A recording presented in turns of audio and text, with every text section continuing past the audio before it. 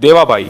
इस नाम का खौफ आज से करीब 15 साल पहले शुरू हो गया था। देवाबाई इतना बड़ा गुंडा हुआ करता था जिसे किसी देश की कोई सरकार हाथ तक नहीं लगा सकती थी, यहाँ तक कि उसे किसी ने देखा भी नहीं था। देवाबाई अपने गुंडा राज को एक सिस्टम के साथ चलाना पसंद करता था। सबसे नीचे यानी गाँव और छोटे शहरों में उसके सभी गुंडों का एक बॉस होता था जो चोरी करना या लोगों को धमकाना, वसूली करना ये काम करता था। उससे ऊपर यानी बड़े शहरों में एक सप्लायर होता था जो चोरी और तस्करी के माल को आगे दूसरे राज्यों और देशों तक भेजता था। और इससे भी ऊपर एक सबसे खास आदमी होता था जिसका काम था जो भी देवाबाई के खिलाफ आवाज उठाए उसकी आवाज उस जीवान के साथ खींच ली जाती थी। आम आदमी से लेकर बड़े बड़े पुलिस अफसर तक देवाबाई के खिलाफ आवाज उठाने से कांपते थे। इस तरह का सिस्टम पूरे भारत के हर राज्य और हर जिलों में फैला हुआ था। हमारे जावद में जग्गा द बॉस और पपला द गैंगस्टर चोरी करना और धमकाने का काम करते थे। नीमच में शकीरा द सप्लायर माल और चोरी के सामान की तस्करी करता था। और मैं यानी राका उदयपुर का बादशाह देवाबाई का खास आदमी जो भी देवाबाई के खिलाफ आवाज उठाता था मैं उन सभी को ठिकाने लगाता था। देवाबाई का गुंडा राज कई सालों से चल रहा था, पर तभी 2013 में सरकार बदलती और देवाबाई के साम्राज्य को खत्म करने के लिए होनहार इंस्पेक्टर कबीर श्रॉफ को ये ऑर्डर देती है कि एक ऐसी टीम का गठन करे जो इस पूरे गुंडा राज को खत्म कर पाए।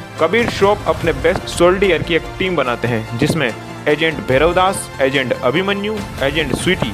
इस टीम के सबसे बहादुर और आर्मी के रिटायर्ड कैप्टन विक्रम राठौर को इस टीम का लीडर बनाते हैं और इस टीम को नाम मिलता है GSF यानी गवर्नमेंट स्पेशल फोर्स। 2014 में इंस्पेक्टर कबीर श्रॉफ को खबर मिलती है कि राका उदयपुर में एक बहुत बड़ी पार्टी रख रहा है जहां सभी बड़े बड़े गैंगस्टर आएंगे और शायद देवाबाई भी वहां आ जाए। उन्होंने तुरंत अपनी टीम को उदयपुर भेजा और वो ये नहीं जानते थे कि उनका पाला किससे पड़ने वाला था। देवाबाई को पहले ही पता चल गया था कि ऐसा कोई मिशन होगा, इसके लिए वो पार्टी में आए भी नहीं। मुझे इसकी खबर पहुंचा दी और फिर GSF की टीम को वापस पीछे हटना पड़ा और इस मिशन में एजेंट स्वीटी की मौत हो गई। एजेंट अभिमन्यु और विक्रम राठौर बचकर निकल गए, लेकिन एजेंट भैरवदास उसे हमने पकड़ लिया और साले को इतना मारा, उंगलियों से सारे नाखून खींच लिए और चमड़ी भी उखाड़ दी, लेकिन फिर भी उसने मुंह नहीं खोला। इसके बाद मुझे लगा मर गया होगा, इसलिए मैंने नदी में फिकवा दिया। इसके बाद कबीर श्रॉफ ने भी पूरी तरह से देवाबाई के सामने घुटने टेक दी। कई साल निकल गए, फिर आया 2019 और सरकार ने धारा 370 हटाने का ऐलान कर दिया। इसके एक ऐलान से देवाबाई और GSF सभी की किस्मत बदलने वाली थी।